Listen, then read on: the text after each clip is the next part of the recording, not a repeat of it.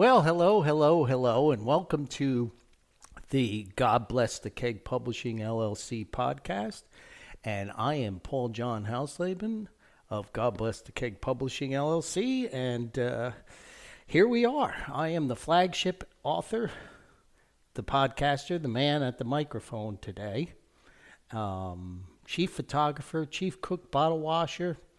I do a little bit of everything here at God Bless the Keg Publishing LLC, and we've been having some fun with these podcasts and gotten pretty good feedback and some fun with it.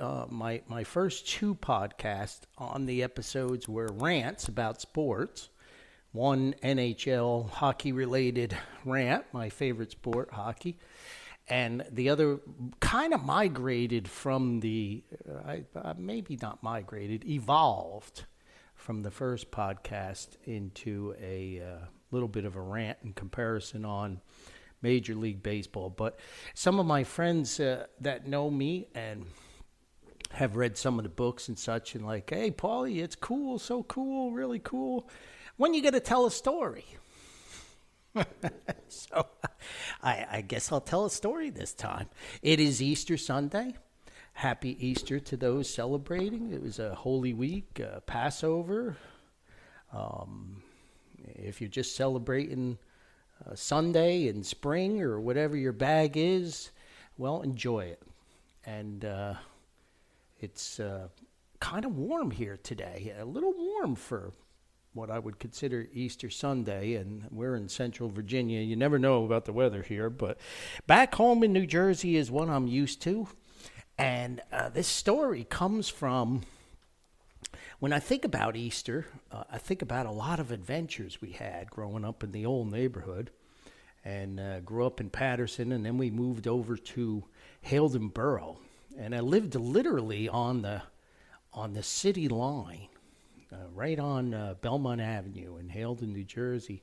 And you could throw a baseball to the city of Paterson. That's how close we were to the city line. Just walk out of the front door, make a left, and the bus stop for the Haledon 14 was right there. And, that was the city of Paterson line. But it was a unique place, as all New Jersey is. And this story has New Jersey roots. So I wrote, and people always ask me, particularly on the Harry and Paul adventures, and there's, I want to say 6 or 7 Harry and Paul adventure books. There is actually another Harry and Paul, which I never published. It's hidden in the vault somewhere. Maybe someday I'll finish that. But folks always ask me, readers, people who know both Harry. Harry was my best buddy growing up. Jeff, Harry, and Paul, we were like the three musketeers. But people always ask me how much of the Harry and Paul adventures are actually based upon truth. How much is nonfiction versus fiction? Well, I think any writer would say that most of what they're writing is inspired by real life experiences, and characters are inspired by people you've known and met, and some just come out of thin air, but others are inspired by real life people. I think Charles Dickens, who introduced so many different characters into his books, think about all the characters that's just in A Christmas Carol. My goodness gracious.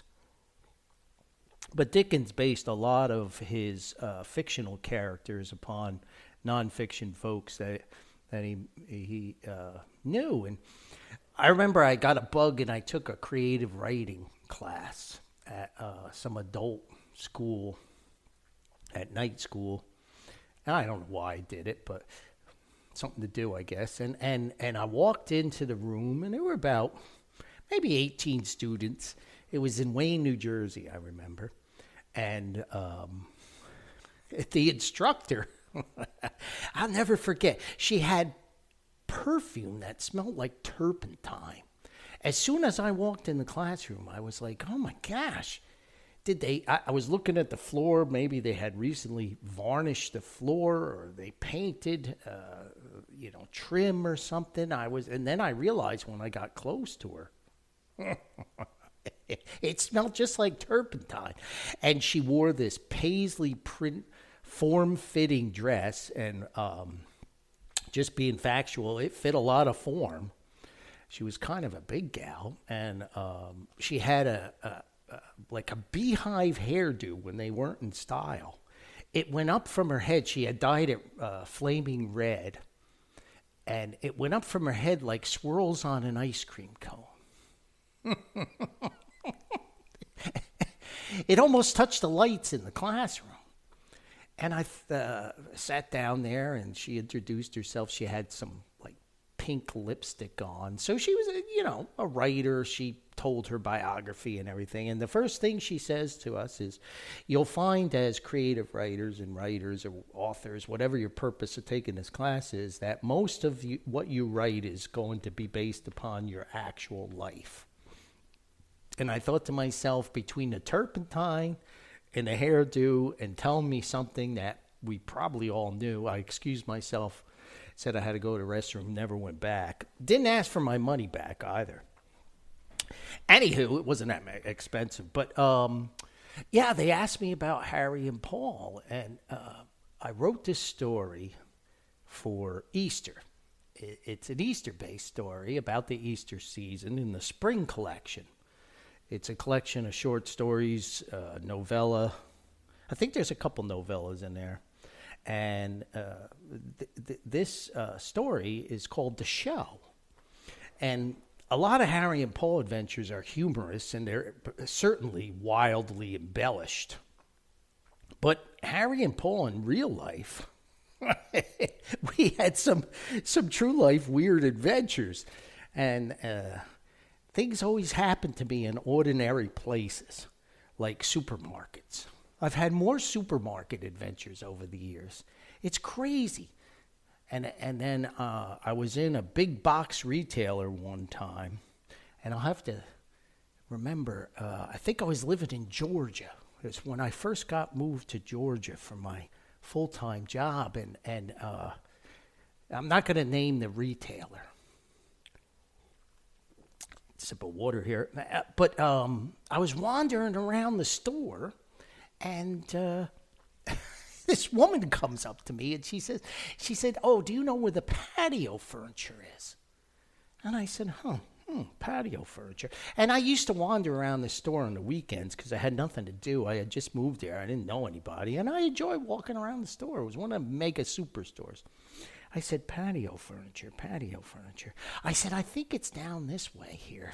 She said, what do you mean you think? I said, well, I'm not exactly sure, but let me check over here. And she said, how can you not be sure of where the patio furniture is when you work here?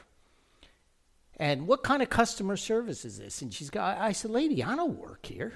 I'm just trying to help you out. What are you yelling at me for?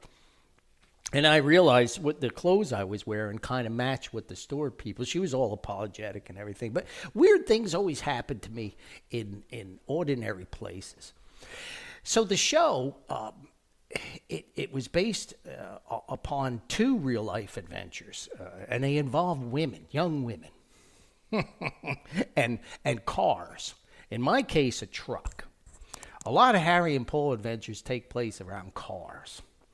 And Harry made a little more dough than I did, so he kind of escaped having the junk cars, and I had junk cars. So the first thing I ever bought was an old van. It was a New Jersey Bell, when it was Bell Telephone, Jersey Bell Telephone service truck. And I saw it up in Wayne, New Jersey on Hamburg Turnpike. And my old man and I went up there. It was a 68 Dodge van. A mid-engine van with 3-speed on the column, one of those clutches that you put straight down into the floor. And the steering wheel was almost flat like the old city buses were. I forget how much I paid for it, $200 or something. And it was a 225 slant 6 engine. The old man was the best backyard mechanic in all of Paterson and Halden. And he knew the 225 engine really well. Chrysler made it for years. It was in the Jeeps, in the military, in the Army, in the military. So the old man worked on a lot of 225 slant 6. He said, this is a good engine. We're going to buy it. And we fixed it up a little bit. I got a paint job on it. That's when vans were cool, you know. Everybody had a bed in the back and fixed them up and put wheels on it. And it ended up being a pretty nice rig for me. But I was playing hockey at the time, goalie, for some kind of league out in Totowa. They built the ice world out there on Union Boulevard near Route 46, and that was our home away from home. And I was playing in a league there, and it was a gal, and I think in the book I call her Glenda. I don't even remember her name, but she had red hair. She was very, very pretty, and all the guys would chase after her. She did a lot of fashion modeling, and that's how pretty she was. And she always would come around the hockey rink and the ice skating public sessions and try to make goo-goo eyes at me. And she was certainly nice enough, but there was something about her. You know, she was kind of had a big ego type thing. I think she was full of herself. And she was beautiful, so I guess that's a byproduct. But Harry's like, you're crazy, Paulie. Everybody wants to go out with Glenda. So I said, well, okay, you know, she's nice. And she kept dropping hints. So one day after a hockey game, she met me outside the locker room. And she was talking to me. And I finally said, hey, you know, you want to go to the movies on Friday night? And she jumped at the chance, and, you know, I got her. We didn't have all the cell phones and social media and all that razzmatazz. I think that young men nowadays will never know one of the greatest fears of a young man's life, when you used to have to call up the gal you were interested in and call her landline phone and pray that her father didn't answer. It put the fear of God in you. You know, you would pray. You'd say to your gal, hey, I'm going to call at 7 o'clock on Saturday night, you know, and pray that she is right by the phone and the old man doesn't answer. Mothers were okay. They were always cool, but the old man would give you the third degree in the evil eye when you came and picked her up. But nowadays, they don't know that. They exchange telephone numbers or, you know, the social media, whatever, page, and they date over the apps. Anyway, I asked her to the movies, and she lived up in Wayne, up near Packanack Lake. Wayne, New Jersey, for those Jersey people.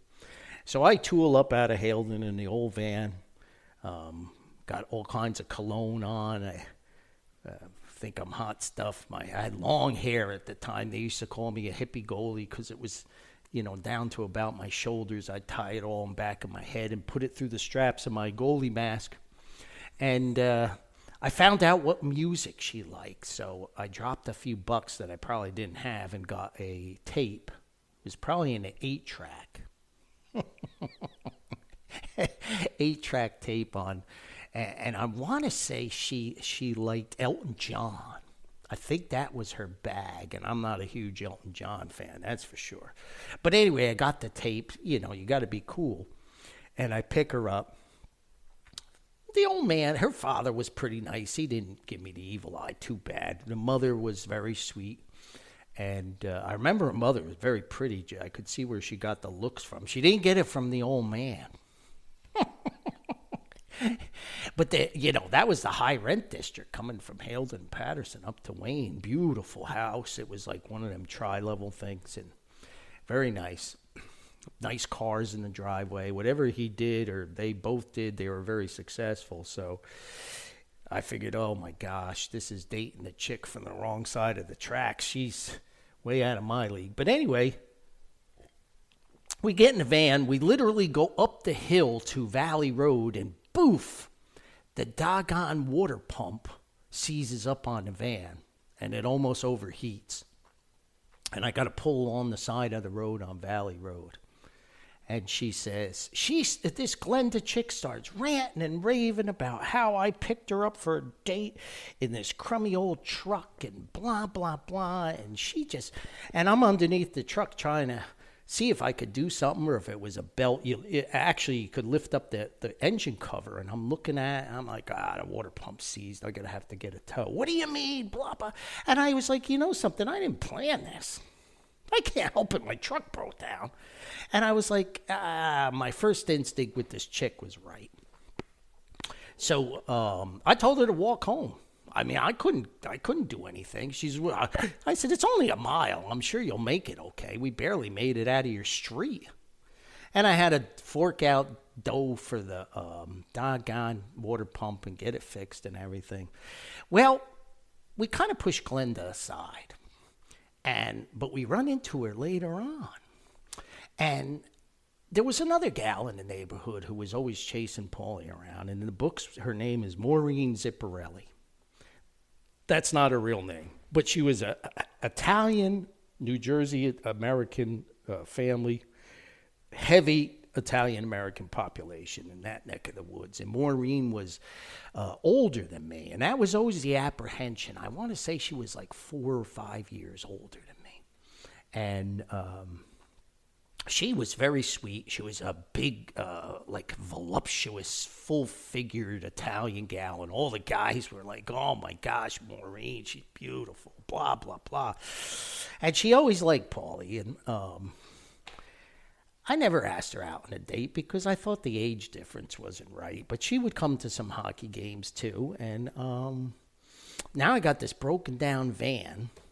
And I'm riding around with Harry. I'm taking the bus and my bike to work and to school and trying to get through. And my old man was like, we'll put the water pump on, but you're going to have to get the money for it. And you need tires, too. So I was like, man. So I need to come up with some cash. And I ran into Maureen. There's the supermarket thing at the frozen food section. And she just came right out and said she bought a new dress for Easter, and she described the dress. And looking at her figure, I was like, oh, my goodness gracious. My testosterone was spinning, and she said, I want you to come to church Easter Sunday. Will you come to Sunrise Mass, Easter Mass at the Sunrise on Garrett Mountain? And I said, yeah, that would be nice. And she said, you come to dinner afterwards and meet my family, Pasqua. They call it Pasqua. My New Jersey accent. Maybe that's not the correct pronunciation, but she wanted, and I said, something, Maureen, I'm going to do that. Thank you very much. It seemed like, I said, but I got to get my truck fixed. I wasn't going to pick her up for a date, borrowing the old man's car or something like that. So Harry's brother-in-law, the Big Spike, we called him the Big Spike because he was a championship volleyball player in college. And Big Spike was no joke. He played power volleyball in the backyard and break people's noses. George was the best volleyball player I ever saw. And when he spiked it, you better run and duck. I was a goalie, and I didn't want to face that thing. But he had a tuxedo stores. He was like the general manager of a franchise of tuxedo stores. And he used to have these fashion shows. And Harry and I would pick up bucks being male models. And sure enough, there's an Easter spring fashion show. And here's a quick way for me to make a few bucks, get the water pump fixed, and go to Easter with Maureen. So I jumped at that chance. And when I get to the fashion show, it was up in Wayne on the Route 23, one of them fancy Italian places, fountains and all kinds of stuff out there that they have bridal shows and wedding receptions and all that stuff. Beautiful place. Can't think of the name of it. So they got a big fashion show, and it's Easter, you see. And a woman who was running the show with George, she says, oh my gosh, we're in big trouble here. We got the guy who usually plays the Easter Bunny in the Easter Bunny costume. He called out sick. He can't make it. And the bunny costume is custom made for him. And she looks at me. I can't remember her name. But She says, he's tall like you are. She said, you could be these. I was like, no. I'm here to do tuxedos. I ain't wearing no Easter Bunny costume. She says, very easy. You just got this little basket, and we auction stuff off, and you have a little things of eggs. I said, no. I ain't not doing that. You had a big plastic head. It had a little button you had to push. The shutter opened up so that you could speak. So she turns to George and she says, I was like, no way. She says, how much you paying, Paulie, to do the tuxedo? And I don't know how much it was, $60, $70 for this. She says, I'll double your pay to be the Easter Bunny. Well, it was mighty hot inside that Easter Bunny costume. And I had to hop around and I felt like a total idiot. I had to go to the bathroom. And I walk in the bathroom with I took the bunny head off, and the guys in there, I say, hey, even the Easter Bunny's got to go to the bathroom, you know. But so who's at the fashion show, of course, modeling spring dresses, but Glenda. I'm embarrassed enough about my bomb truck. And I'm trying to hide and not let her know that I'm in the Easter Bunny costume. Which eventually she finds out anyway. In the book, I make this big dramatic thing to happen, but that's not what happened. I think just got so hot, I didn't care anymore. I just took the Easter Bunny head off during at the end of the fashion show. But hey, I'm not proud. When you're a poor kid from Paterson and Haledon, New Jersey, and your water pump's gone on your '68 van, you do what you got to do. So I was an Easter Bunny. So it was one of the low moments of my life. But I got the extra dough. The old man and I put the water pump in, and that brings us to Easter morning. And I got up early. I put a nice suit on. And my mother says, look, you're going to go to the sunrise service, and then I think they go to another mass. She said, but when you go to dinner, you're going to have to bring something for dinner, you know, so stop off at the supermarket or something and get gifts. And Maureen, my mother says, you know, you got to get a gift for your date, Maureen, and maybe something for her family, her mother, the grandmother, you know. The grandmother, I found out, runs the show. The Nana. So I said, well, I'll get some flowers. I'll get some fresh flowers. She said, that's great. She said, you got money, right? Because you were the Easter Bunny. That's extra dough for the date because of the embarrassing bunny moment. And Glenda was all nice to me. She thought it was fun and cute that I was the Easter Bunny, and she apologized, wanted to go on another date. I was like, that ship sailed, honey. Easter Bunny is selective about who he dates. So I went to the mass, and then we went to the sunrise service. Then we went to the church, and I was a Lutheran, so I could follow the Catholic services really close, Missouri Synod. And then I said, to Maureen, I got to stop here. And my mother gave me a cooler, one of them plastic coolers, to put the flowers in, you see, to keep them nice and fresh. So I scoot in the supermarket there, and I got the van all running nice and everything. Maureen looked beautiful. Oh, my gosh, that dress, plunging neckline. She wore beautiful sweater, and, she was gorgeous. I was the envy of the neighborhood. Dating an older Italian chick. It was like Gina Lola Brigida. So I scoot in and I pick out 3 bouquets, and I'm walking by this display. It's Easter, you see, and I see in a plastic container a tiramisu cake. And I said, that'd be nice. I'll bring that for dinner, and I'll give that along with the flowers. So I bought that too, and I came out and I put it in my little cooler in the back, and Maureen didn't see what it was. I kept it in the bag. And we tool up to her house. And she lived a nice house. And her old man was a mason. I think the whole family were masons, Italian stonemasons. They didn't speak too much English, and what they spoke was all broken, And I walked in the house, and Maureen's like, "Okay, Paul, you just wait here in the foyer here, and I'm going to get everybody organized to introduce you." Because Maureen and I went to the church. I think some of her cousins came, but I hadn't met the whole family. They must have had 700 relatives. The cars were parked all over the place. I figured they must have flown them in from Italy. And they're all dramatic and going on and on. The garlic in the air was like thick. It was so thick I thought it would melt the drapes. And so I'm sitting there. I got my little dopey cooler, and I put my cooler down. And they had this sitting parlor with these black like fence that divided the foyer from the parlor. And the parlor faced the front of the house. And they had beautiful carpet that was perfect. I remember they vacuumed it, and you could see the patterns. It was beautiful. And they had a little Virgin Mary display in the front window with the rosaries and the crosses and the candles and the flowers. And oh my gosh, it was beautiful. And they had, all the furniture had plastic on it. They had plastic covers.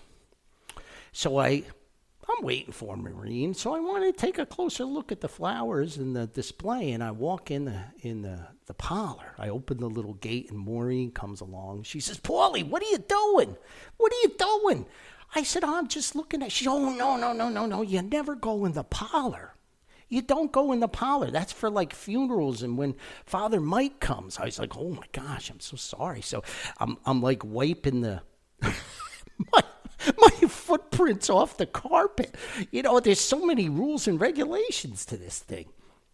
So I pick up my cooler and I go in, and she introduced me to her mother and the father and all their cousins and uncles, and they have lasagna going, and they got meatballs, and they got spaghetti, and they got turkey, and they have desserts, and it's just like this feast. It's like a festival. And there's the Nana. Nana Zipparelli is sitting at the kitchen table. And so I open the stupid cooler, and I take out my bouquet, and I give it to Maureen. She, "Oh, Paulie, this is so nice." And I give the other bouquet to the mom. And then I said, "Oh, yes, I brought this for dinner." And I pick up the tiramisu cake in the plastic. And the grandmother looks at it, and she starts going off in Italian. The store bought the tiramisu. The store bought the, oh no. I was like, oh my gosh, what did I do? And Maureen's like, no, Paulie. Oh, the store bought the, no. She's going crazy. And Maureen's like, put it back in the cooler. I thought I had a time bomb. And she said, "No, Paulie, everything's homemade." And the grandma's going on. I thought I killed the Nana. I thought she was going to have a heart attack. She's clutching her chest, and she's like, and Maureen got her chest genes from Grandma. And she's holding her chest. Only homemade on the Pasqua, the Easter, blah, blah, blah. And she's going, he's like, "Oh, I'm so sorry." So I reached down, and in a spur of the moment, I pulled it out. I gave her the bouquet of flowers. I said, "Here, this is for you, Grandma. I'm so sorry, I didn't know." And I put the tiramisu cake back in the cooler, and I ran the thing out to my truck. I hid the evidence. So I learned a lesson. You never bring store-bought food to a true Italian Easter dinner celebration. And I had a great time. I met all the uncles and the cousins, and it was fantastic. And I'll never forget that Easter, not only because I portrayed the Easter Bunny, and I was an Easter Bunny, a legend. They wanted to bring me back the next year, but I bailed. I figured it would hurt my hockey image if I was a rough and tough goalie and the Easter Bunny at the same time. So I hung up my Easter Bunny outfit, but I made the dough. I got a new girlfriend. We dated for quite a while on and off, but she got tired of me playing hockey and being stitched up all the time. It's in the book, the spring collection. The story is the show. And it was a great Easter. I learned so much, not only about being an Easter bunny, but also about tiramisu cakes. But anyway, happy Easter to everybody out there. Stay away from fashion shows if they have Easter bunny costumes. And never bring store-bought food to a true New Jersey Italian-American dinner on a holiday. So that's it for now. Appreciate you tuning in. A little storytelling. If you enjoyed the podcast, that's great. If you didn't, that's fine. You won't hurt my feelings. I'm just a guy from Paterson, New Jersey. If you say, geez, this guy's a bum. You can write to us. Email is godblesskegpublishing@gmail.com. And I'm Paul John Hausleben. And hey, we'll see you next time. Thanks a lot.